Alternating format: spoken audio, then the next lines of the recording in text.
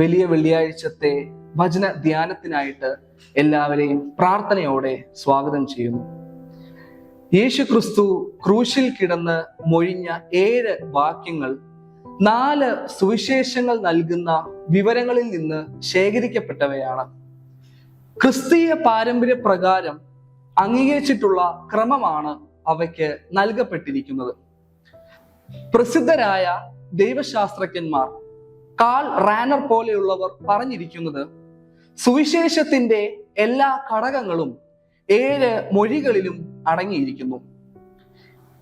യേശുവിന്റെ വേദനയും ഒറ്റപ്പെടലുകളും നിന്ദയും പരിഹാസവും ഒക്കെ ആരംഭിച്ചത് ഗോൽഗോഥയിൽ ആയിരുന്നില്ല. യേശുവിന്റെ ജനനം മുതൽ ഈ അനുഭവങ്ങളിലൂടെ എല്ലാം യേശുവിന് പോകേണ്ടി വന്നു. യേശുവിന്റെ വേദനകളുടെ ഏറ്റവും മഹത്തരമായ അവസ്ഥ എന്നത് ക്രൂശീകരണമായിരുന്നു. ആദ്യത്തെ 3 മൊഴികളിലും മറ്റുള്ളവർക്ക് അനുഗ്രഹം നൽകുന്നവയാണ്. പിന്നീട് തൻ്റെ ദാഹം താൻ ഓർക്കുന്നു, തൻ്റെ ദൗത്യം നിവൃത്തിയായി എന്ന് പ്രഖ്യാപിക്കുന്നു. ഒടുവിലായി തൻ്റെ ആത്മാവിനെ പിതാവിന്റെ കരങ്ങളിലേക്ക് ഫലമേൽപ്പിക്കുന്നു. അനുതാപത്തോടും വിനയത്തോടും നമ്മുടെ ഹൃദയങ്ങൾ തുറന്ന് ക്രൂശിൽ നിന്നുള്ള ആ 7 വിശുദ്ധ മൊഴികളിലേക്ക് നമുക്ക് പ്രവേശിക്കാം. ലൂക്കോസ് എഴുതിയ സുവിശേഷം 23-ാം അധ്യായം 34-ാം വാക്യം. പിതാവേ, ഇവർ ചെയ്യുന്നത് ഇന്നത് എന്ന് അറിയായക കൊണ്ട് ഇവരോട് ക്ഷമിക്കണമേ. ക്രിസ്തുവിന്റെ ക്രൂശിലെ 1-ാമത്തെ മൊഴിയാണ് നാം ഇപ്പോൾ വായിച്ചു കേട്ടത്. ഈ വേദഭാഗം ആസ്പദമാക്കി 4 ചെറിയ ചിന്തകളെ നിങ്ങളുമായി പങ്കുവെക്കുവാൻ ഞാൻ ആഗ്രഹിക്കുന്നു. ഒന്നാമതായി, ഇത് ഒരു മധ്യസ്ഥ പ്രാർത്ഥനയാണ്. പിതാവേ എന്ന് വിളിച്ചുകൊണ്ടുള്ളതാണ് ക്രിസ്തുവിന്റെ 1-ാമത്തെയും 7-ാമത്തെയും മൊഴി. പ്രാർത്ഥനയുടെ കാര്യത്തിൽ നമ്മുടെ ഏറ്റവും വലിയ ഒരു ഉത്തമ മാതൃക പങ്കുവെക്കുന്നത് ക്രിസ്തു തന്നെയാണ്. പിതാവുമായിട്ടുള്ള തൻ്റെ കൂട്ടായ്മ ബന്ധം എല്ലാ സാഹചര്യത്തിലും സുദൃഢമായിരുന്നു. കഷ്ടതയുടെ മധ്യത്തിലും പിതാവിനെ അല്പം പോലും തള്ളി പറയുന്നതായോ അല്ലെങ്കിൽ സംശയിക്കുന്നതായോ വേദോത്സവം പഠിക്കുമ്പോൾ നമുക്ക് കാണുവാൻ സാധിക്കുന്നില്ല. നാമും നമ്മുടെ ഏത് അവസ്ഥയിലായിക്കോട്ടെ, ഏത് ഒരു സാഹചര്യത്തിലായിക്കോട്ടെ, ദൈവത്തെ പിതാവായി കണ്ട് ദൈവത്തിന്റെ അടുത്തേക്ക് ചെല്ലുവാൻ നമുക്ക് സാധിക്കണം. ഇവിടെ നമ്മെ ഏറ്റവും അത്ഭുതപ്പെടുത്തുന്നത് ക്രിസ്തു തന്റെ കഷ്ടതയുടെ നടുവിലും പിതാവിനോട് അപേക്ഷിച്ചത് തനിക്ക് വേണ്ടിയായിരുന്നില്ല, തന്നെ ഉപദ്രവിച്ചവർക്കും തന്നെ തള്ളിപ്പറഞ്ഞവർക്കും വേണ്ടിയായിരുന്നു. This prayer was an expression of love and compassion to the whole world. രണ്ടാമതായി, ഇത് ക്ഷമയ്ക്ക് വേണ്ടിയുള്ള ഒരു മധ്യസ്ഥത ആയിരുന്നു. ക്ഷമ എന്ന പദത്തിന് യവന ഭാഷയിൽ അതിന്റെ അർത്ഥം കടം അഥവാ ബാധ്യത ഇളച്ചു കൊടുക്കുക എന്നതാണ്. പാപക്കടത്തിന് ഇളവ് കൊടുക്കുവാനും ക്ഷമിക്കുവാനും വേണ്ടിയുള്ള ഒരു പ്രാർത്ഥനയായിരുന്നു ഇത്. തന്നെ അന്യായമായി ക്രൂശ് മരണത്തിന് വിധിച്ചവരെയും തന്നെ തള്ളിപ്പറഞ്ഞവരെയും ക്രൂശിച്ചവരെയും ഒക്കെ ഓർത്തുകൊണ്ട് മധ്യസ്ഥത വഹിക്കുന്ന കർത്താവിനെ നമുക്ക് കാണുവാൻ സാധിക്കുന്നു. മൂന്നാമതായി, ഇത് ശത്രുക്കൾക്ക് വേണ്ടിയുള്ള ഒരു മധ്യസ്ഥത ആയിരുന്നു. പിതാവ് ഏൽപ്പിച്ച ദൗത്യം ക്രിസ്തു പൂർത്തിയാക്കുന്നു. താൻ ഏകനായി സ്വയം ഏൽപ്പിച്ചു കൊടുത്തവൻ ക്രൂശിൽ കടന്ന് തന്നെ ഉപദ്രവിക്കുന്നവർക്ക് വേണ്ടി, തന്നെ തള്ളിപ്പറഞ്ഞവർക്ക് വേണ്ടി മധ്യസ്ഥത വഹിക്കുന്നു. യേശുവിന്റെ 1-ാം മൊഴിയിൽ അറിയാതെ ചെയ്തത് കൊണ്ട് ക്ഷമിക്കണമേ എന്നാണ്. രക്ഷകനായ മശിഹയാണ് അവർ ക്രൂശിക്കുന്നത് എന്ന് അവർ ആരും തിരിച്ചറിഞ്ഞില്ല. യേശുവിൽ കൂടെയാണ് നാം പാപക്ഷമ പ്രാപിക്കേണ്ടത്. യേശുവിന്റെ മരണത്തിന്റെ ലക്ഷ്യം തന്നെ നമ്മുടെ പാപക്കടം വീട്ടി നമ്മെ തന്റെ സ്വന്തമാക്കുക എന്നതാണ്. നാലാമതായും അവസാനമായും ഈ മധ്യസ്ഥത ക്രിസ്തു ഇന്നും നമുക്ക് വേണ്ടി അർപ്പിക്കുന്നു. യേശുവിനെ സ്നേഹിക്കാതെ, യേശുവിനെ അനുസരിക്കാതെ, ക്രിസ്തുവിന്റെ രക്ഷയെ ഗണ്യമാക്കാതെ മാറിപ്പോകുന്നവർക്കായി അവൻ ഇന്നും നമ്മുടെ ഹൃദയവാതിക്കൽ നിന്ന് മുട്ടുന്നു. ദൈവമക്കളെ ഉപദ്രവിക്കുന്നവർക്കായി, ദൈവമക്കളെ വേദനിപ്പിക്കുന്നവർക്കായി ഇന്നും അവൻ മധ്യസ്ഥത ചെയ്യുന്നു. പിതാവേ, അവർ ചെയ്യുന്നത് ഇന്നതെന്ന് അവർ അറിയുന്നില്ലല്ലോ. സ്വാർത്ഥ താല്പര്യങ്ങൾക്കായി, അനീതിയുടെ പുറകെ പോകുന്നവർക്കായി അവൻ ഇന്നും പിതാവിന്റെ അടുക്കൽ മധ്യസ്ഥത വഹിക്കുന്നു. പിതാവിന്റെ വലതു ഭാഗത്ത് ഇരുന്നു കൊണ്ട് മധ്യസ്ഥത ചെയ്യുന്നു.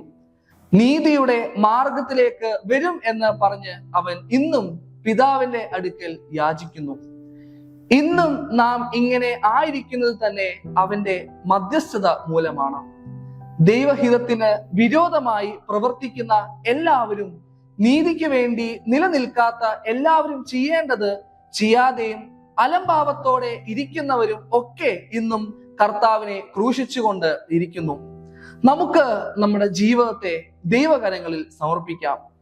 നമുക്ക് നമ്മുടെ ജീവിതത്തെ ഒന്ന് ശോധന ചെയ്യാം. നമ്മുടെ പാപങ്ങൾ എത്ര വലുതായിരുന്നാലും യേശുവിന്റെ മധ്യസ്ഥതയിൽ നമുക്ക് പാപക്ഷമ ലഭിക്കുന്നു. അവന്റെ അടുക്കിലേക്ക് നമുക്ക് എല്ലാവർക്കും ചെല്ലാം. ദൈവത്തിനും മനുഷ്യർക്കും മധ്യസ്ഥൻ ഒരുവനാണ്, അത് ക്രിസ്തുവാണ്. രക്ഷ വിദൂരമല്ല, ഒരു വിളിയുടെ ദൂരം മാത്രമേ ഉള്ളൂ. അത് നാം രണ്ടാമത്തെ മൊഴിയിൽ കാണും.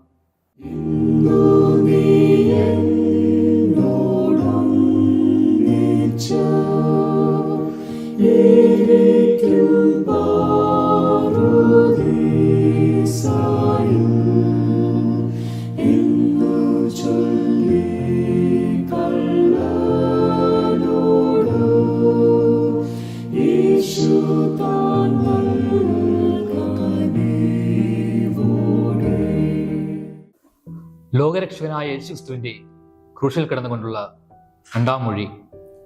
വിശുദ്ധ ലൂക്കോസ് എഴുതിയ സുവിശേഷം 23 അധ്യായം 42-43 വാക്യങ്ങൾ. പിന്നെ അവൻ, യേശുവേ, നീ രാജ്യത്വം പ്രാപിച്ചു വരുമ്പോൾ എന്നെ ഓർത്തുകൊള്ളണമേ എന്ന് പറഞ്ഞു. യേശു അവനോട്, ഇന്ന് നീ എന്നോട് കൂടെ പറുദീസയിൽ ഇരിക്കും എന്ന് സത്യമായി നിന്നോട് പറയുന്നു എന്ന് പറഞ്ഞു. പ്രശസ്തനായ വില്യം താക്കെ പ്രകാരം പറയുന്നു, നീ എന്നെ കടാക്ഷിക്കുമ്പോൾ തന്നെ ഞാൻ പറുദീസയിൽ ആണ് എന്ന്. ചരിത്രം നാം പുറകോട്ട് നോക്കുമ്പോൾ പേർഷ്യൻ രാജാക്കന്മാരുടെ കൊട്ടാര ജീവിതവുമായി ബന്ധപ്പെട്ട ഒരിടമാണ് പറുദീസ. ഭരണ തിരക്കുകളുടെ സംഘർഷങ്ങളുടെയും ഒക്കെ നടുവിൽ നേരിട്ടൊന്ന് സ്വസ്ഥമായിരിക്കുന്നതിനുള്ള ഉദ്യാനമാണ് പറുദീസ എന്ന് പറയുന്നത്. ചക്രവർത്തിയോടൊപ്പം പറുദീസയിൽ ഇരിക്കുന്നതായിരുന്നു രാജപ്രീതിയുടെ ഏറ്റവും ഉയർന്ന അനുഭവം. അധികമാർക്കും ലഭിക്കാത്ത ഒരപൂർവ ബഹുമതി കൂടിയാണ് ഇത്. ഇഷ്ടതോഴൻ, പ്രിയങ്കരനായ മന്ത്രി, യുദ്ധവിജയം നേടിയ സൈന്യാധിപൻ തുടങ്ങിയവർക്ക് മാത്രം ലഭിച്ചിരുന്ന ഒരു പ്രത്യേക ബഹുമതി. വേദപുസ്തക അടിസ്ഥാനത്തിൽ നാം നോക്കുമ്പോൾ നരകത്തിന് വിപരീത അനുഭവമാണ് പറുദീസ എന്ന് പറയുന്നത്. ഗ്രീക്ക് വേദപുസ്തകമായ സെപ്റ്റജിന്റിൽ ഏദൻ തോട്ടത്തെ പറുദീസ എന്ന് വിശേഷിപ്പിക്കുന്നത് നമുക്ക് കാണാൻ സാധിക്കും. ദൈവവും മനുഷ്യനും ഒന്നിച്ചു വസിക്കുന്ന സ്വസ്ഥതയുടെയും സുരക്ഷിതത്തിന്റെയും ഒരിടമായിട്ട് പറുദീസയെ നമുക്ക് മനസ്സിലാക്കാം. 4 സുവിശേഷങ്ങളിലും ഈ സന്ദർഭം വ്യത്യസ്ത രീതികളിൽ നമുക്ക് കാണാൻ സാധിക്കും.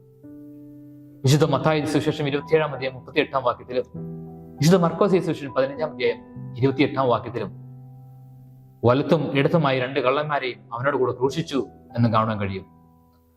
അതോടൊപ്പം തന്നെ മർക്കോസ് സുവിശേഷത്തിൽ പ്രകാരം കൂടെ പറയുന്നു, അധർമ്മികളുടെ കൂട്ടത്തിൽ അവനെ എണ്ണി എന്നുള്ള തിരുവെഴുത്ത് നിവൃത്തിയായെന്നും. എന്നാൽ വിശുദ്ധ ലൂക്കോസ് സുവിശേഷം 23 അധ്യായം 39 മുതൽ 43 വരെയുള്ള വാക്യങ്ങളിൽ ഈ സന്ദർഭം വളരെ വിശദമായിട്ട് വിവരിക്കുന്നുണ്ട്. അവിടെ ആ 2 കള്ളന്മാരെ ഒരു ദുഷ്പ്രവൃത്തിക്കാരെന്ന് വിശേഷിപ്പിക്കുന്നു. എന്നാൽ യോഹന്നാന്റെ സുവിശേഷത്തിലേക്ക് നാം വരുമ്പോൾ 19 അധ്യായം 18 വാക്യത്തിൽ അവരവനെയും വേറെ 2 ആളുകളെയും അപ്പുറത്തും ഇപ്പുറത്തും യേശുവിന്റെ നടുവിലുമായി ക്രൂശിച്ചു എന്ന് നമുക്ക് കാണാൻ കഴിയും. എന്നാൽ വിശുദ്ധ ലൂക്കോസ് സുവിശേഷം ആസ്പദമാക്കി നാം ചിന്തിക്കുമ്പോൾ അവിടെ രണ്ട് കള്ളന്മാരായിട്ട് അല്ലെങ്കിൽ രണ്ട് ദുഷ്പ്രവൃത്തിക്കാരെ ക്രൂശിച്ചതായിട്ട് നമുക്ക് കാണാൻ കഴിയുന്നു, ക്രിസ്തുവിന്റെ വലത്തും ഇടത്തുമായിട്ട്. അത് ഒരു വശത്ത് കിടന്ന കള്ളൻ യേശുവിനെ അവിടെ പരിഹസിച്ചു നിന്ന മറ്റുള്ളവരോട് കൂടെ ചേർന്ന് വീണ്ടും പരിഹസിക്കുകയാണ്. നീ ക്രിസ്തു അല്ലയോ, നിന്നെ തന്നെയും ഞങ്ങളെയും രക്ഷിക്കുക. ഒരു വെല്ലുവിളിയുടെ സമുന്നത ഭാവം കൂടിയാണ് നമുക്കിവിടെ കാണാൻ കഴിയുന്നത്. സ്വയം രക്ഷപ്പെടുവാനും തങ്ങളെ തന്നെ രക്ഷപ്പെടുത്തുവാനും തന്റെ നിസ്സഹായ അവസ്ഥയിൽ പോലും യേശുവിനെ നിന്ദിക്കുകയും പരിഹസിക്കുകയും ചെയ്യുന്നു. എന്നാൽ മറുവശത്തുള്ള കള്ളൻ മറ്റേ കള്ളന് നേർവിപരീതമായി പ്രതികരിക്കുകയും തങ്ങളുടെ തെറ്റ് എന്ത് എന്ന് മനസ്സിലാക്കി സ്വയം എന്ന കുറ്റബോധത്തോടെ പശ്ചാത്താപത്തോടെ നേറ്റു പറയുന്നു, യേശുവേ, നീ രാജ്യത്വം പ്രാപിച്ചു വരുമ്പോൾ എന്നെയും ഓർത്തുകൊള്ളണമേ എന്ന്. രണ്ടാമത്തെ കള്ളൻ യേശുവിനോട് യാചിക്കുകയാണ്. ഈ മനോഭാവത്തോടുള്ള യേശുവിന്റെ പ്രതികരണമാണ് ഈ മൊഴിയിലൂടെ നമുക്ക് കാണാൻ കഴിയുന്നത്. ആ കുറ്റവാളിക്ക് അപ്പോൾ തന്നെ മാപ്പും അന്ന് തന്നെ പറുദീസയുടെ അനുഭവവും യേശു വാഗ്ദാനം ചെയ്യുന്നു. യേശുക്രിസ്തുവിനെ ക്രൂശിച്ച കുരിശ് അനുദപിക്കുന്നവർക്കെന്നും രക്ഷയുടെ മാർഗമാണെന്ന് ഒരു പ്രാവശ്യം കൂടി ഈ രണ്ടാമത്തെ മൊഴിയിലൂടെ ക്രിസ്തു തെളിയിക്കുകയാണ്. രണ്ടാമത്തെ കള്ളനെ പോലെ സ്വയം ഒന്ന് പശ്ചാത്തപിച്ചുകൊണ്ട് അനുദപിച്ചുകൊണ്ട് യേശുവേ, നീ രാജ്യത്വം പ്രാപിച്ചു വരുമ്പോൾ എന്നെയും ഓർത്തുകൊള്ളണമേ എന്ന് ആത്മാർത്ഥമായിട്ട് പറയുവാൻ നമുക്ക് സാധിക്കുന്നുണ്ടോ എന്ന് സ്വയം പരിശോധിച്ച് നോക്കാം. പ്രകാരം ആത്മാർത്ഥമായി തെറ്റ് പറയാൻ നമുക്ക് സാധിക്കുന്നുണ്ടോ എന്ന് സ്വയം പരിശോധിച്ച് നോക്കാം. ഈ നോമ്പുകാലം അവസാനിക്കുമ്പോൾ ഇപ്രകാരം സ്വയം ഒന്ന് ശോധന ചെയ്തുകൊണ്ട് ആ ക്രൂശിന്റെ മറവിൽ പറ്റിക്കൊണ്ട് നമ്മളെ തന്നെ ഒന്ന് പുനഃസ്ഥാപിക്കാം. അങ്ങനെ വരുമ്പോൾ ഇന്ന് നീ എന്നോട് കൂടെ പറുദീസയിൽ ഇരിക്കും എന്ന ക്രൂശിതനായ ക്രിസ്തുവിന്റെ വലിയ വാഗ്ദാനത്തിന് അർഹരായി തീരുവാൻ നമുക്കും സാധിക്കും. ആ പറുദീസയുടെ മഹാഭാഗ്യം പ്രാപിച്ചെടുക്കുവാൻ നമുക്ക് നമ്മുടെ ജീവിതത്തെ സമ്പൂർണ്ണമായി ദൈവത്തിനായി സമർപ്പിച്ചു കൊടുക്കാം.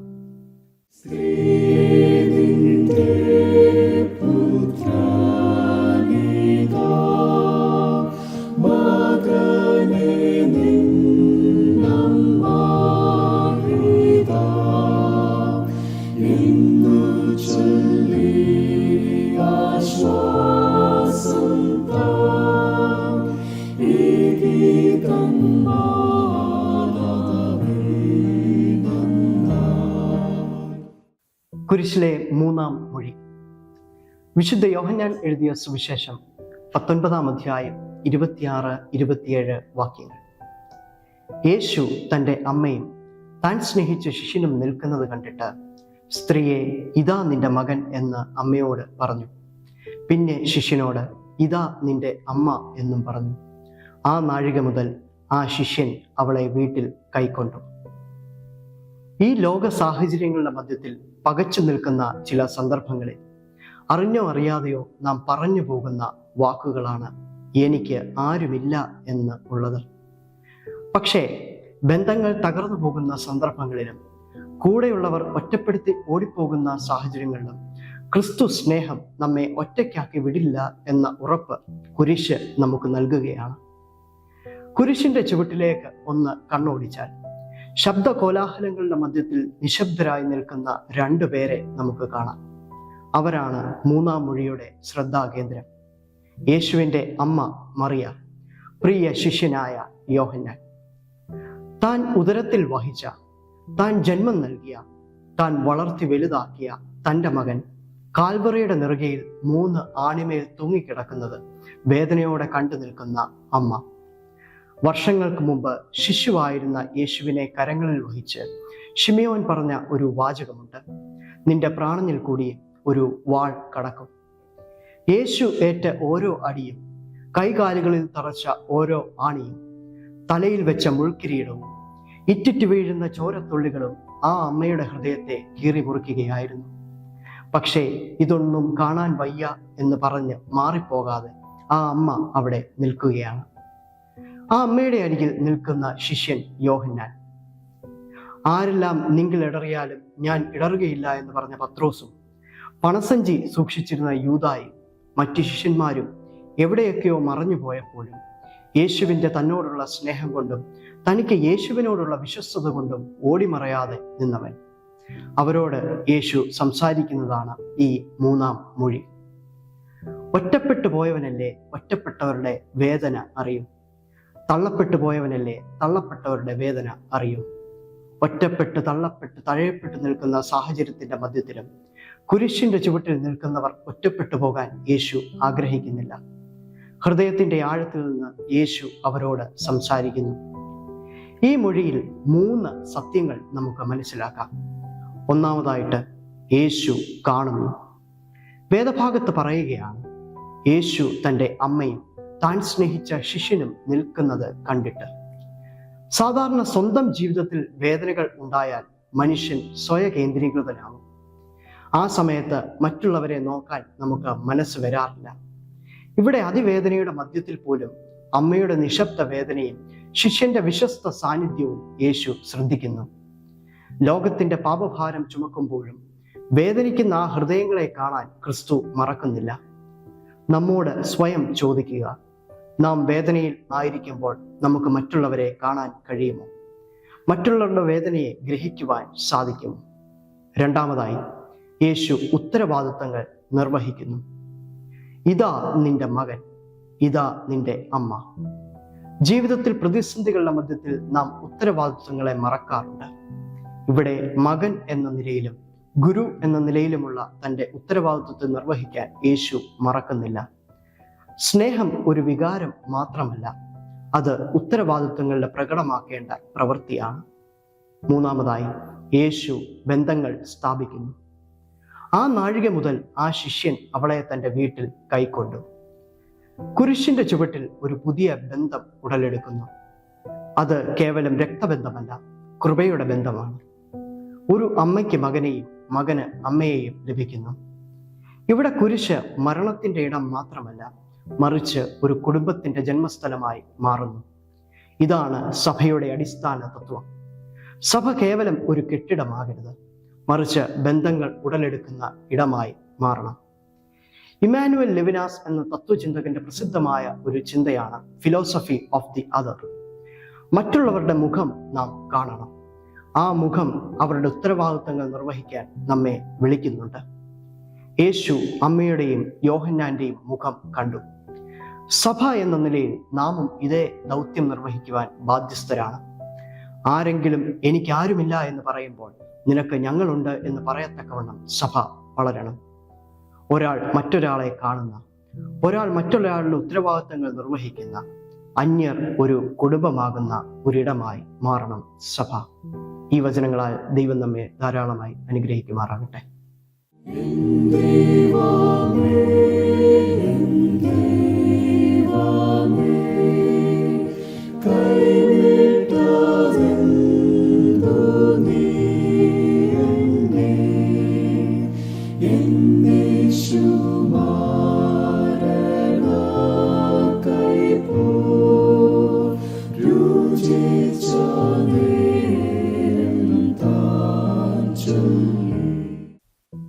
ക്രൂശിലെ 4-ാമത്തെ മൊഴി. വിശുദ്ധ മത്തായി എഴുതിയ സുവിശേഷം 27-ാം അധ്യായം 45-46 വാക്യങ്ങൾ. 6-ാം മണിനേരം മുതൽ 9-ാം മണിനേരം വരെ ദേശത്ത് എല്ലാം ഇരുട്ടുണ്ടായി. ഏകദേശം 9-ാം മണിനേരത്ത് യേശു ഏലി ഏലി ലമ്മ ശബക്താനി എന്ന് ഉറക്കെ നിലവിളിച്ചു. എൻ്റെ ദൈവമേ, എൻ്റെ ദൈവമേ, നീ എന്നെ കൈവിട്ടത് എന്ത് എന്നർത്ഥം. മാനവചരിത്രത്തിലെ ഏറ്റവും വിസ്മയകരവും അതേസമയം ഏറ്റവും വേദനാജനകവുമായ നിമിഷങ്ങൾക്കാണ് കാൽവരി ക്രൂശ് സാക്ഷ്യം വഹിച്ചത്. ലോകത്തിന്റെ പാപഭാരം മുഴുവൻ തൻ്റെ തോളിലേറ്റിക്കൊണ്ട് ദൈവപുത്രൻ ക്രൂശിൽ തൂങ്ങപ്പെടുമ്പോൾ പ്രകൃതി പോലും ആ കാഴ്ച സഹിക്കാനാവാതെ ദുഃഖിച്ച നിമിഷങ്ങൾ. 6-ാം മണിനേരം മുതൽ 9-ാം മണിനേരം വരെ ഭൂമിയിലാകെ ഭീകരമായ അന്ധകാരം വ്യാപിച്ചു. അത് കേവലം ഒരു സൂര്യഗ്രഹണമോ പ്രകൃതി പ്രതിഭാസമോ ആയിരുന്നില്ല, മറിച്ച് ദൈവം തൻ്റെ പ്രിയപുത്രനിൽ നിന്ന് മുഖം മറച്ചതിൻ്റെ അടയാളമായി. ആ 3 മണിക്കൂർ നീണ്ട നിശബ്ദതയ്ക്കും അന്ധകാരത്തിനും ഒടുവിൽ തകർന്നുപോയ ഒരു ഹൃദയത്തിൽ നിന്ന്, ആത്മാവിൻ്റെ ആഴങ്ങളിൽ നിന്ന് ഒരു വിലാപം ഉയർന്നു കേട്ടു. ഏലി ഏലി ലമ്മ ശബക്താനി, എൻ്റെ ദൈവമേ, എൻ്റെ ദൈവമേ, നീ എന്നെ കൈവിട്ടതെന്ത്. യേശു ക്രിസ്തു ക്രൂശിൽ പറഞ്ഞ 7 മൊഴികളിൽ 4-ാമത്തെ മൊഴിയാണിത്. ക്രിസ്തു അനുഭവിച്ച ശാരീരിക പീഡകളെക്കാൾ ഉപരിയായി താൻ അനുഭവിച്ച ആത്മീയ ഏകാന്തതയുടെ തീവ്രത വെളിപ്പെടുത്തുന്നതാണ് ഈ നിമിഷങ്ങൾ. മറ്റാറ് മൊഴികളിൽ ശാന്തതയും കരുണയും പ്രത്യാശയും നിറഞ്ഞു നിൽക്കുമ്പോൾ ഈ വാക്കുകളിൽ മാത്രം ഒരു വിങ്ങലുണ്ട്. മനുഷ്യവർഗത്തിനു വേണ്ടി പിതാവ് പുത്രനെ ഉപേക്ഷിക്കപ്പെട്ട ആ നിമിഷങ്ങൾ. ഒന്നാമതായി ക്രൂശ് സാക്ഷ്യം വഹിച്ചത് ബന്ധങ്ങൾ മുറിപ്പെട്ട നിമിഷങ്ങൾക്കാണ്. മറ്റു മൊഴികളിൽ യേശുക്രിസ്തു ദൈവത്തെ പിതാവേ എന്നാണ് അഭിസംബോധന ചെയ്തത്. എന്നാൽ ഇവിടെ മാത്രം എൻ്റെ ദൈവമേ എന്ന് വിളിക്കുന്നു. എന്തുകൊണ്ടായിരിക്കും ആ മാറ്റം? നിത്യതകൾക്ക് മുൻപേ പിതാവുമായി ഒന്നായിരുന്ന പുത്രന് ആ നിമിഷം പിതാവുമായുള്ള ആത്മീയ ബന്ധത്തിൽ ഒരു വിള്ളൽ അനുഭവപ്പെട്ടു. പാപത്തിന്റെ ഭാരം പുത്രനും പിതാവിനും ഇടയിൽ ഒരു മറയായി നിന്നു. പാപത്തെ നോക്കി നിൽക്കാൻ കഴിയാത്ത ദൈവം ലോകത്തിന്റെ പാപം വഹിക്കുന്ന പുത്രനിൽ നിന്ന് മുഖം തിരിച്ചു. സ്വർഗം പോലും നിശബ്ദമായ പിതാവ് പുത്രനെ കൈവിട്ട നിമിഷമായിരുന്നു അത്. രണ്ടാമതായി ക്രൂശ് സാക്ഷ്യം വഹിച്ചത് ഹൃദയം മുറുങ്ങപ്പെട്ട നിമിഷങ്ങൾക്കാണ്. യേശുവിൻ്റെ ദേഹത്തുണ്ടായ മുറിവുകളേക്കാൾ തൻ്റെ ആത്മാവിനെ വേദനിപ്പിച്ചത് ഈ ഉപേക്ഷിക്കപ്പെടൽ ആയിരുന്നു. നാം ചെയ്ത ഓരോ പാപവും തൻ്റെ സ്വന്തം ചുമലിലേറ്റിയപ്പോൾ ന്യായവിധി നമ്മുടെ മേലല്ല, മറിച്ച് ദൈവപുത്രന്റെ മേലാണ് പതിച്ചത്. നാം ഉപേക്ഷിക്കപ്പെടേണ്ടവർ ആയിരുന്നു, പകരം അവൻ ഉപേക്ഷിക്കപ്പെട്ടു. നാം ശിക്ഷിക്കപ്പെടേണ്ടവർ ആയിരുന്നു, പകരം അവൻ ആ വേദന ഏറ്റെടുത്തു. നമ്മുടെ നഗ്നത മറയ്ക്കാൻ അവൻ ക്രൂശിൽ നഗ്നനായി തീർന്നു. നമ്മുടെ ശാപം മാറ്റാൻ അവൻ ശാപമായി തീർന്നു. മൂന്നാമതായി ക്രൂശ് സാക്ഷ്യം വഹിച്ചത് ഏകാന്തതയിൽ പ്രത്യാശ നൽകുന്ന നിമിഷങ്ങൾക്കാണ്. നമ്മുടെ ജീവിതത്തിൽ വഞ്ചിക്കപ്പെടുമ്പോഴോ പ്രിയപ്പെട്ടവർ നമ്മെ തള്ളിക്കളയുമ്പോഴോ നാം അനുഭവിക്കുന്ന ഏകാന്തത, അത് പൂർണ്ണമായി മനസ്സിലാക്കുന്ന ഒരു ദൈവമുണ്ട്. പിതാവ് പോലും എന്നെ കൈവിട്ടു എന്ന് തോന്നുന്ന ജീവിതത്തിലെ ഇരുളടഞ്ഞ ആ 3 മണിക്കൂറുകളിൽ ക്രിസ്തുവിന്റെ ആ നിലവിളി നമുക്ക് ധൈര്യം നൽകുന്നതാണ്. അവൻ ഒരിക്കൽ ഉപേക്ഷിക്കപ്പെട്ടതുകൊണ്ട് അവനിൽ വിശ്വസിക്കുന്ന നാം ഒരിക്കലും ഉപേക്ഷിക്കപ്പെടുകയില്ല എന്ന വലിയ ഉറപ്പാണ് ഈ മൊഴി നൽകുന്നത്. പ്രിയമുള്ളവരെ, കാൽവരിയിലെ ആ വലിയ ത്യാഗം നമ്മെ ഓർമ്മിപ്പിക്കുന്നത് ദൈവത്തിന്റെ അതിരറ്റ സ്നേഹമാണ്. കാൽവരി ക്രൂശിലെ ആ വലിയ നിലവിളി കേവലം ഒരു വേദനയുടെ ശബ്ദമല്ല, മറിച്ച് നമ്മോടുള്ള ദൈവത്തിന്റെ അതിരറ്റ സ്നേഹത്തിന്റെ പ്രഖ്യാപനമാണ്. നമ്മുടെ പാപങ്ങൾക്കും കുറവുകൾക്കും വേണ്ടി മുറിവേറ്റ ആ സ്നേഹത്തിന് മുൻപിൽ നമുക്കിന്ന് നന്ദിയോടെ നിൽക്കാം. ലോകം നമ്മെ കൈവിട്ടാലും ഒരിക്കലും കൈവിടാത്ത ഒരു സ്നേഹം നമുക്കുണ്ട്. ആ സ്നേഹത്തിന് മുൻപിൽ നമുക്ക് നമ്മെ തന്നെ സമർപ്പിക്കാം. ദൈവം നമ്മെ അനുഗ്രഹിക്കട്ടെ.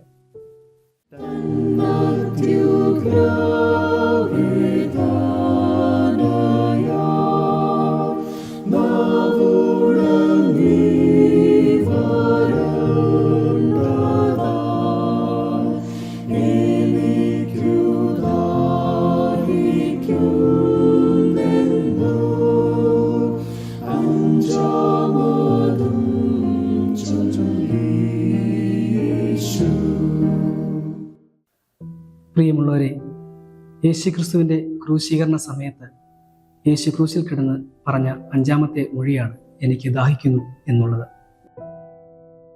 വിശുദ്ധ യോഹന്നാൻ എഴുതിയ സുവിശേഷം 19-ാം അധ്യായം 28-ാം വാക്യം വായിക്കുമ്പോൾ അവിടെ ഇപ്രകാരം കാണുവാൻ സാധിക്കും: അതിൻ്റെ ശേഷം സകലവും തികഞ്ഞിരിക്കുന്നു എന്ന് യേശു പറഞ്ഞിട്ട് തിരുവെഴുത്ത് നിവൃത്തിയാകുമെന്നും എനിക്ക് ദാഹിക്കുന്നു എന്ന് പറഞ്ഞു.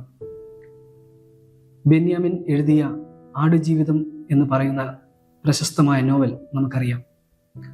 അതിൽ മരുഭൂമിയിൽ കൂടെ യാത്ര ചെയ്യുന്ന 3 വ്യക്തികളെയും കാണുവാൻ സാധിക്കും. അവർ ജലത്തിനായി ക്ഷീണിച്ച് ഓടുമ്പോൾ മണ്ണ് വരെ വാരി കഴിക്കുന്ന അവസ്ഥ അവിടെ ബെന്യാമിൻ വരച്ചു കാണിക്കുന്നു. ശേഷം അതിൽ ഒരാൾ മരിച്ചു പോകുന്നതും അവിടെ കാണുവാൻ കഴിയും. പ്രിയമുള്ളവരെ, നമ്മുടെ ജീവിതത്തിൽ നമുക്ക് ജലം എന്ന് പറയുന്നത് മാറ്റി നിർത്തുവാൻ സാധിക്കാത്ത ഒന്നാണ്. നമ്മുടെ നിലനിൽപ്പ് തന്നെ ജലം ഭൂമിയിൽ ഉള്ളതുകൊണ്ടാണ്. നമ്മളിവിടെ വായിക്കുമ്പോൾ യേശുക്രിസ്തു ക്രൂശിൽ കിടന്ന് പറയുകയാണ്, എനിക്ക് ദാഹിക്കുന്നു. ഈ ദാഹത്തെ ആത്മീയവും ഭൗതികമായി നമുക്ക് ചിന്തിക്കാം. യേശുവിനെ റോമൻ പടയാളികൾ പിടിച്ചതിന് ശേഷം നടക്കുന്ന കാര്യങ്ങളിൽ, യേശുവിനെ റോമൻ പടയാളികൾ പിടിച്ചതിന് ശേഷം നടക്കുന്ന കാര്യങ്ങൾ നമുക്കറിയാം. 4 കോടതികളിൽ യേശുവിനെ വിസ്തരിക്കുന്നു. ശേഷം ജനത്തിൻ്റെ ആവശ്യം മൂലം ചാട്ടവാറിന് അടിക്കുന്നു. മുൾക്കിരീടം യേശുക്രിസ്തുവിൻ്റെ തലയിൽ വയ്ക്കുന്നു. ശേഷം കൈകാലുകളിൽ ആണിയടിച്ച് ക്രൂശിൽ തറയ്ക്കുന്നു. ഇതിനൊക്കെ ശേഷമാണ് യേശു പറയുന്നത്, എനിക്ക് ദാഹിക്കുന്നു എന്ന്. ഒരുപക്ഷെ അത് മാനുഷികമായ ഒരു ദാഹം ആയിരുന്നിരിക്കാം. എന്നാൽ യേശുക്രിസ്തുവിൻ്റെ ജീവിതം നാം പരിശോധിക്കുമ്പോൾ യേശുക്രിസ്തുവിൻ്റെ ദാഹം എന്നത് തൻ്റെ പിതാവ് ഏൽപ്പിച്ച ദൗത്യം പൂർത്തീകരിക്കുക എന്നുള്ളതായിരുന്നു. യോഹന്നാൻ 4-ാം അധ്യായം 13-14 വാക്യം വായിക്കുമ്പോൾ ശമരിയക്കാരിയായ സ്ത്രീയോട് യേശു പറയുന്നുണ്ട്, ഈ വെള്ളം കുടിക്കുന്നവനെല്ലാം പിന്നെയും ദാഹിക്കും. ഞാൻ കൊടുക്കുന്ന വെള്ളം കുടിക്കുന്നവനോ ഒരു നാളും ദാഹിക്കയില്ല. ഞാൻ കൊടുക്കുന്ന വെള്ളം അവനിൽ നിത്യജീവനിലേക്ക് പൊങ്ങി വരുന്ന നീരുറവയായി തീരും. യോഹന്നാൻ 7-ാം അധ്യായം 37-ാം വാക്യം വായിക്കുമ്പോൾ അവിടെയും കാണാൻ സാധിക്കുന്ന ദാഹിക്കുന്നവൻ എല്ലാം എൻ്റെ അടുക്കൽ വന്ന് കുടിക്കട്ടെ എന്നാണ്. ഇവിടെ കാണുന്നത് യേശുവിനെ ദാഹത്തിലിരിക്കുന്ന തൻ്റെ ജനത്തോട്, അല്ലെങ്കിൽ ആവശ്യത്തിലിരിക്കുന്ന തൻ്റെ ജനത്തോട് അനുകമ്പ, സ്നേഹം എന്നിവ ഉണ്ടായിരുന്നു എന്നുള്ളതിൻ്റെ ഒരു ഉദാഹരണങ്ങളാണ്. ആത്മീയപരമായി ചിന്തിക്കുമ്പോൾ യേശുവിൻ്റെ ദാഹം ഇങ്ങനെയും നമുക്ക് മനസ്സിലാക്കുവാൻ സാധിക്കും. യേശു ക്രൂശിൽ മരിച്ചത് തന്നെ പാപത്തിൽ നിന്നുള്ള മോചനം ജനത്തിന് നൽകാനാണ്. യേശു തൻ്റെ ശുശ്രൂഷ നിർവഹിച്ചത് അന്നത്തെ സാധാരണ ജനത്തോടൊപ്പമാണ്, അല്ലെങ്കിൽ സമൂഹം മാറ്റി നിർത്തപ്പെട്ട ജനത്തോടൊപ്പമായിരുന്നു യേശുവിൻ്റെ ശുശ്രൂഷ ജീവിതം. ആ ജനത്തിൻ്റെ പ്രശ്നങ്ങളായിരുന്നു യേശു ക്രിസ്തുവിൻ്റെ ദാഹം.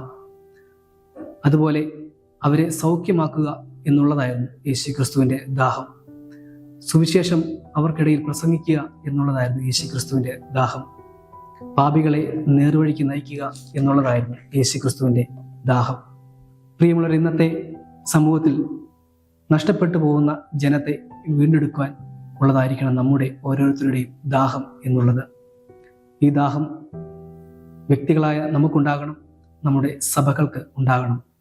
ബലഹീനനെ ചേർത്ത് നിർത്താൻ, പാപികൾക്ക് രക്ഷ നൽകുവാൻ, രോഗികൾക്കും പീഡിതർക്കും ആശ്വാസവും സ്വാന്തനവും ഏകുവാൻ നമുക്ക് സാധിക്കണം.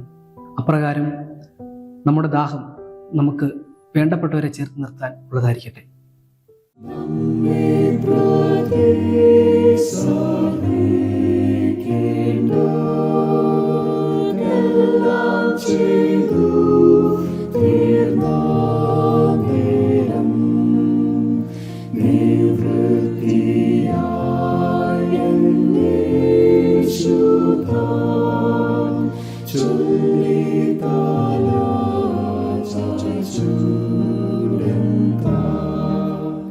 ദൈവതിരുനാമത്തിന് മഹത്വമുണ്ടാകട്ടെ.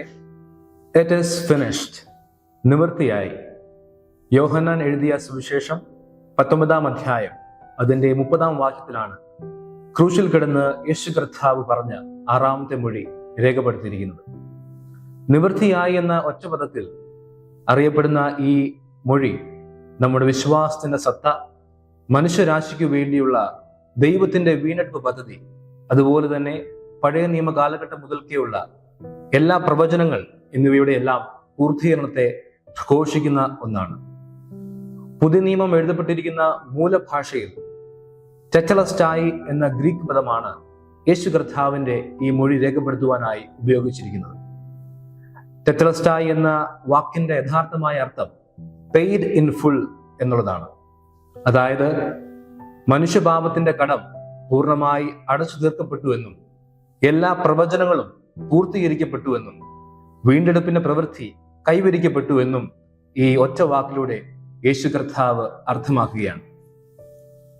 A speech that proclaims the triumph of redemption എന്നാണ് വേദപുസ്തക ചിന്തകർ ഈ മൊഴിയെ പൊതുവായി മനസ്സിലാക്കുന്നത്. അതായത് യേശുവിന്റെ ദൗത്യ പൂർത്തീകരണത്തിന്റെയും മാനവരാശിയുടെ വീണ്ടെടുപ്പിന്റെ വിജയവും പ്രഘോഷിക്കുന്ന ഒരു മൊഴി എന്ന് നമുക്ക് ഈ വാചകത്തെ, ഈ മൊഴിയെ മനസ്സിലാക്കുവാനായി സാധിക്കും. ഇവിടെ പ്രവചനത്തിന്റെ നിവൃത്തിയെയും രക്ഷയുടെ പൂർത്തീകരണത്തെയും സംബന്ധിച്ച് ഈ മൊഴി നൽകുന്ന സന്ദേശങ്ങൾ അതിമഹത്തരവും അപകടവുമാണ് എന്ന് നമുക്ക് മനസ്സിലാക്കുവാൻ സാധിക്കും. യേശു കർത്താവിന്റെ ഈ മൊഴി പ്രഖ്യാപിക്കുന്ന 3 ചിന്തകളെ പങ്കുവച്ച് അവസാനിപ്പിക്കാൻ ആഗ്രഹിക്കുന്നു. ഒന്ന്, it is finished proclaims the fulfilment of Christ's mission. നിവൃത്തിയായി എന്ന മൊഴി ക്രിസ്തുവിന്റെ ദൗത്യത്തിന്റെ പൂർത്തീകരണം പ്രഖ്യാപിക്കുന്നു. ലോകപ്രശസ്ത സുവിശേഷകനായിട്ടുള്ള ബില്ലി ഗ്രഹാം ഈ മൊഴിയെപ്പറ്റി ഇപ്രകാരം പറയുന്നുണ്ട്: In that one word, it is finished. He summed up the meaning of the atonement, his mission accomplished, his work completed, the debt of sin paid in full. നിവൃത്തിയായി എന്ന ഒറ്റ വാക്കിൽ യേശു പാപപരിഹാരത്തിന്റെ അർത്ഥം സംഗ്രഹിച്ചു. അവന്റെ ദൗത്യം പൂർത്തീകരിച്ചു. അവന്റെ ജോലി പൂർത്തിയായി. പാപത്തിന്റെ കടം പൂർണ്ണമായി വീട്ടി. ഇവിടെ പിതാവായ ദൈവം തന്റെ പ്രിയപുത്രനായ യേശുവിൽ ഭരമേൽപ്പിച്ച വേലകൾ ഭംഗിയായി പൂർത്തീകരിച്ചതിന്റെ ഈ പ്രഖ്യാപനം യേശു കർത്താവിന്റെ സ്നേഹത്തിന്റെ ആഴവും തന്റെ ക്രൂശിലെ യാഗത്തിന്റെ സമർപ്പണവും സമ്പൂർണതയും മനസ്സിലാക്കുവാൻ പര്യാപ്തമാണ്. തന്റെ ഭൗമിക ജീവിതത്തിന്റെ അവസാന നിമിഷങ്ങളിൽ, പിന്നീട് ചരിത്രത്തിൽ ഉടനീളം പ്രതിധ്വനിക്കുന്ന ശക്തമായ ഈ മൊഴി, ഈ വാക്കുകൾ യേശു കർത്താവ് പറയുകയാണ്: നിവൃത്തിയായി, ഇറ്റ് ഈസ് ഫിനിഷ്ഡ്. ഈ മൊഴി ക്രിസ്തുവിന്റെ ദൗത്യത്തിന്റെ പൂർത്തീകരണത്തെ അനാവരണം ചെയ്യുകയാണ്. പഴയ നിയമത്തിലെ ആദ്യകാല വാഗ്ദാനങ്ങൾ മുതൽ യേശുവിന്റെ തന്നെ പ്രവചനങ്ങൾ വരെയും ക്രിസ്തുവിന്റെ ത്യാഗപരമായ പ്രവർത്തനത്തിന്റെ എല്ലാ വിശദാംശങ്ങളും ഈ വാക്കിൽ സംഗ്രഹിക്കപ്പെട്ടിരിക്കുന്നു. ഒരു മാനുഷിക പ്രയത്നത്തിനും നേടിയെടുക്കാനാകാത്തത് യേശു ഇവിടെ നേടിയെടുക്കുകയാണ്. മനുഷ്യരക്ഷയും ദൈവവും മനുഷ്യരും തമ്മിലുള്ള അനുരഞ്ജനവും വീണ്ടെടുപ്പും യാഥാർത്ഥ്യമായ ഒരു മൊഴി കൂടെയാണ് ഇത് എന്ന് മനസ്സിലാക്കുവാൻ സാധിക്കും. 2, it is finished proclaims the completion of the work of redemption. നിവൃത്തിയായി എന്ന മൊഴി വീണ്ടെടുപ്പ് വേലയുടെ അല്ലെങ്കിൽ വീണ്ടെടുപ്പ് ദൗത്യത്തിന്റെ പൂർത്തീകരണത്തെ പ്രഖ്യാപിക്കുന്നു. ജോൺ മാക്ഹാർത്തർ എന്ന് പറയുന്ന അമേരിക്കൻ ദൈവശാസ്ത്ര ചിന്തകൻ ഇപ്രകാരം പറയുന്നുണ്ട്: it is finished marks the culmination of God's plan of salvation for mankind. നിവൃത്തിയായി എന്ന മൊഴി മനുഷ്യവർഗത്തിനായുള്ള ദൈവത്തിന്റെ രക്ഷാപദ്ധതിയുടെ പരിസമാപ്തിയെ അടയാളപ്പെടുത്തുന്നു. ആത്യന്തികമായി തന്നെ യാഗമായി ക്രൂശിൽ സമർപ്പിക്കുക വഴി യേശു മനുഷ്യരാശിയുടെ പാപങ്ങൾക്ക് പ്രായശ്ചിത്തം ചെയ്യുകയാണ്. യേശു കർത്താവിന്റെ ഈ രക്തചൊരിച്ചൽ നീതിക്കും മനുഷ്യരാശിയെ ദൈവവുമായി നിരപ്പിപ്പാനും പര്യാപ്തമായി തീർന്നു. ദൈവമായ പിതാവ് തന്നിൽ ഏൽപ്പിച്ചിരുന്ന ഈ വീണ്ടെടുപ്പ് വേലയുടെ ദൗത്യത്തിന്റെ പൂർത്തീകരണമാണ് നിവൃത്തിയായി എന്ന മൊഴിയിലൂടെ യേശു പ്രഖ്യാപിക്കുന്നത്. പൂർത്തിയായി എന്ന പ്രഖ്യാപനം മാത്രമല്ല, മറിച്ച് തന്നിൽ വിശ്വസിക്കുന്ന എല്ലാവർക്കും പാപമോചനവും നിത്യജീവനും ലഭ്യമാക്കുന്നതിനുള്ള ഒരു പാതയും അതിലൂടെ യേശു കർത്താവ് പ്രദാനം ചെയ്യുകയാണ്. ഒസ്വാൾഡ് ചേംബേഴ്സ് എന്ന് പറയുന്ന സ്കോട്ടിഷ് ഇവാഞ്ചലിസ്റ്റ് ഇതുമായി ബന്ധപ്പെട്ട് പ്രകാരം പറയുന്നു: When Jesus cried, "It is finished," he was not speaking of the end of his life. Rather, he was speaking of the end of ours. നിവൃത്തിയായി എന്ന് യേശു നിലവിളിച്ചപ്പോൾ അവൻ തന്റെ ജീവിതാവസാനത്തെ കുറിച്ചല്ല നിലവിളിച്ചത്, മറിച്ച് അവൻ നമ്മുടെ ലക്ഷ്യപൂർത്തീകരണത്തെ കുറിച്ചാണ് സംസാരിച്ചത് എന്ന് പറയുകയാണ്.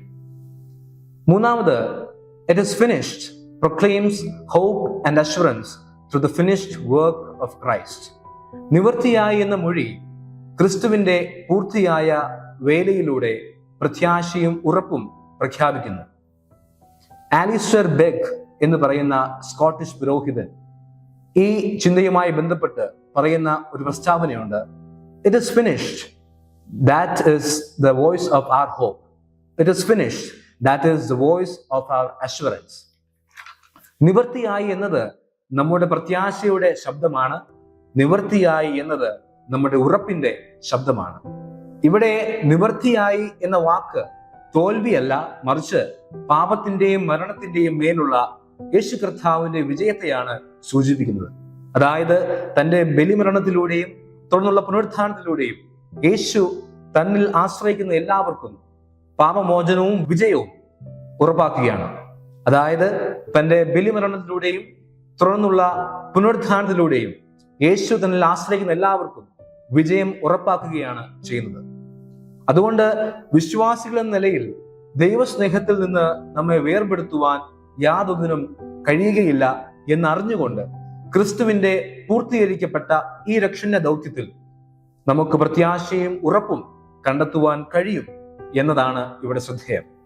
അതുകൊണ്ട് ക്രിസ്തുവിന്റെ പരമയാഗത്തിലൂടെ പൂർത്തീകരിക്കപ്പെട്ട ഈ പ്രവൃത്തിയുടെ വെളിച്ചത്തിൽ നമുക്ക് സൗജന്യമായി നേടിയെടുക്കുവാൻ സാധിക്കുന്ന കൃപയും കരുണയും രക്ഷയും വീണ്ടെടുപ്പുമെല്ലാം സ്വീകരിപ്പാൻ നമുക്ക് സാധിക്കണം എന്നീ മൊഴി നമ്മെ ഓർമ്മപ്പെടുത്തുകയാണ്. ഇവിടെയാണ് ചാൾസ് സ്പർജൻ പറഞ്ഞ ഒരു പ്രസ്താവന അർത്ഥപൂർണമാകുന്നത്.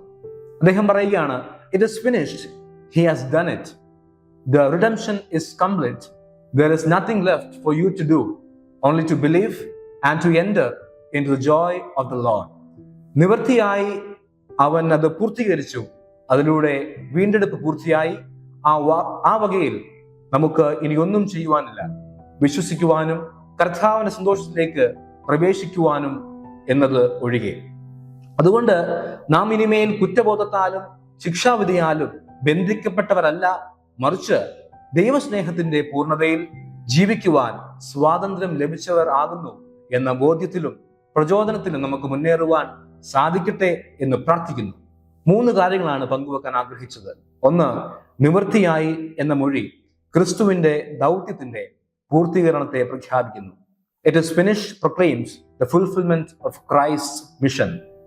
2, നിവൃത്തിയായി എന്ന മൊഴി വീണ്ടെടുപ്പ് വേലയുടെ പൂർത്തീകരണത്തെ പ്രഖ്യാപിക്കുന്നു. It is finished proclaims hope and assurance to the finished work of Christ. 3, നിവൃത്തിയായി ക്രിസ്തുവിന്റെ പൂർത്തിയായ വേലയിലൂടെ പ്രത്യാശയും ഉറപ്പും പ്രഖ്യാപിക്കപ്പെടുന്നു. It is finished proclaims hope and assurance to the finished work of Christ. ഈ വചനങ്ങളാൽ ദൈവം നമ്മെ അനുഗ്രഹിക്കുമാറാകട്ടെ.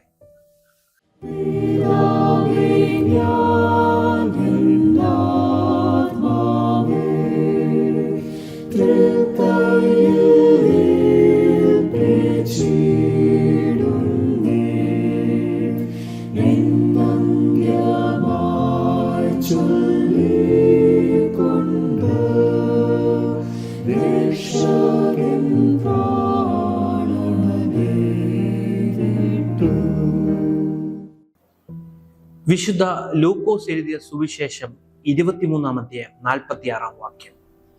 യേശു അത്യുച്ചത്തിൽ, "പിതാവേ, ഞാൻ എൻ്റെ ആത്മാവിനെ തൃക്കൈയിൽ ഏൽപ്പിക്കുന്നു" എന്ന് നിലവിളിച്ചു പറഞ്ഞ് ഇത് പറഞ്ഞിട്ട് പ്രാണനെ വിട്ടു. ക്രൂശിൽ യേശു ക്രിസ്തുവിന്റെ അവസാന വാക്കുകൾ ലൂക്കോസ് തന്റെ സുവിശേഷ ഭാഗത്തിൽ രേഖപ്പെടുത്തിയിരിക്കുന്നത് നമുക്ക് കാണുവാൻ സാധിക്കുന്നു. ഗ്രീക്ക് ഭാഷയിലെ പാരാതീത്തേമി എന്ന വാക്ക് ഇതിന് ഉപയോഗിക്കപ്പെട്ടിരിക്കുന്നു. പാരാതീത്തേമി എന്നത് മുമ്പിൽ വയ്ക്കുക, ഏൽപ്പിക്കുക, സമർപ്പിക്കുക എന്ന അർത്ഥമാകുന്നു. ആത്മാവിനെ നമ്മെ ഏൽപ്പിച്ചവന്റെ കയ്യിലേക്ക് തിരികെ നൽകി ഈ ലോകത്തിൽ നിന്ന് മാറ്റപ്പെടുക എന്ന അർത്ഥം നമുക്ക് കാണുവാൻ സാധിക്കുന്നു. ഈ വാക്കുകൾ സങ്കീർത്തനം 31:5 നിന്ന് ലൂക്കോസ് എടുത്തിരിക്കുന്ന ഒരു പ്രാർത്ഥനയായി കണക്കാക്കാം. നിന്റെ കയ്യിൽ എൻ്റെ ആത്മാവിനെ ഫരമേൽപ്പിക്കുന്നു. യേശു എപ്രകാരമാണോ ജീവിച്ചത് അതുപോലെ തന്നെയാണ് മരിച്ചത്. 12-ാം വയസ്സിൽ യെരുശലേം ദേവാലയത്തിൽ നഷ്ടപ്പെട്ടു പോയ യേശുവിനെ തേടിയെത്തിയ മറിയയോടും യോസഫിനോടും യേശു പറഞ്ഞത്, "ഞാൻ എൻ്റെ പിതാവിനുള്ളത്തിൽ ഇരിക്കേണ്ടതല്ലയോ" എന്നാണ്. യേശുവിൻ്റെ ആത്മീയത അവസാന സമയത്തുണ്ടായതല്ല, അത് അവന്റെ ജീവിതത്തിന്റെ ഭാഗമായിരുന്നു. മനോഘടനയിലെ സവിശേഷതയാണ് ഓരോ പ്രതികൂലങ്ങളെയും തരണം ചെയ്യുവാൻ ഒരാളെ പ്രാപ്തനാക്കുന്നത്. ഒരാൾ എന്താണ് ഇപ്പോൾ പ്രാക്ടീസ് ചെയ്യുന്നത് അത് അയാളുടെ കൂടെ എന്നും നിഴൽ പോലെ ഉണ്ടാകും. യേശുവിന്റെ പ്രാർത്ഥനാ ജീവിതം അതുല്യമാണ്. പ്രധാന സംഭവങ്ങളിലെല്ലാം യേശു പ്രാർത്ഥിച്ചു. ജീവിതത്തിന്റെ ആരംഭം മുതൽ അവസാനം വരെ യേശു പ്രാർത്ഥിച്ചു. സങ്കീർത്തനം 4:8, "ഞാൻ സമാധാനത്തോടെ കിടന്നുറങ്ങും. നീയല്ലോ യഹോവേ എന്നെ നിർഭയം വസിക്കുമാറാകുന്നത്. യഹൂദന്റെ എല്ലാ രാത്രിയിലും ഉറങ്ങുന്നതിനുമുള്ള പ്രാർത്ഥനയാണ് എൻ്റെ ആത്മാവിനെ നിന്റെ കരങ്ങളിൽ സമർപ്പിക്കുന്നു എന്നുള്ളത്. ഇവിടെ യേശുവിന്റെ ആത്മവിശ്വാസം വ്യക്തമാണ്. എൻ്റെ പിതാവ് ലോകത്തിൽ സകലരിലും ഉന്നതനാണ്, അതുകൊണ്ട് ദൈവകരങ്ങളിൽ സമർപ്പിച്ച് ജീവനെ വെടിയുന്നു. സങ്കീർത്തനം 3:5. ഞാൻ കിടന്നുറങ്ങി, യഹോവനെ താങ്ങിയാൽ ഉണർന്നിരിക്കുന്നു. എഴുത്തുകാരനായ വിക്ടർ ഹ്യൂഗോ ഇപ്രകാരം പറയുന്നു: ജീവിതം ജീവിക്കുവാനുള്ളതാണ്, ജീവിതം വാങ്ങലല്ല കൊടുക്കലാണ്. എങ്ങനെ ജീവിക്കണമെന്ന് നമ്മെ പഠിപ്പിച്ച ക്രിസ്തു എങ്ങനെ മരിക്കണമെന്നും നമ്മെ പഠിപ്പിക്കുന്നു. ഭക്തരായി ജീവിക്കുന്നവർക്ക് മാത്രമേ ഭക്തനെ പോലെ മരിക്കുവാൻ സാധിക്കുകയുള്ളൂ. ആദ്യ മൊഴിയിലും അവസാനത്തെ മൊഴിയിലും ആരംഭിക്കുന്നത് പിതാവേ എന്ന സംബോധനയോട് കൂടിയാണ്. യേശുവും പിതാവുമായുള്ള ബന്ധം അതുല്യമാണ്. 7ാമത്തെ മൊഴി ഇതൊരു സമ്പൂർണ്ണ സമർപ്പണമാണ്. ശരീരത്തെ മരണത്തിനും ആത്മാവിനെ പിതാവിനും സമർപ്പിക്കുന്നു. മരണത്തിന്റെ പിടിയിൽ നിന്ന് മനുഷ്യവർഗത്തെ വീണ്ടെടുക്കുവാൻ മറുവിലയായി തന്റെ ശരീരത്തെ ക്രിസ്തു മരണത്തിന് നൽകുന്നു. എന്നാൽ ആത്മാവ് ദൈവത്തിന്, അത് പിതാവിന് സമർപ്പിക്കുന്നു. പിതാവേ, ഞാൻ എൻ്റെ ആത്മാവിനെ തൃക്കൈയിൽ ഫലമേൽപ്പിക്കുന്നു. ഈ മൊഴികളാൽ ദൈവം നമ്മെ അനുഗ്രഹിക്കുമാറാകട്ടെ. ആരാണോ അയച്ചത് അവന്റെ കയ്യിൽ ആത്മാവിനെ ഫലമേൽപ്പിച്ച് പിതാവിന്റെ മുമ്പിൽ പൂർണ്ണമായി സമർപ്പിക്കുവാൻ നമ്മൾ ഏവർക്കും ഇടയാകട്ടെ. ആമേൻ.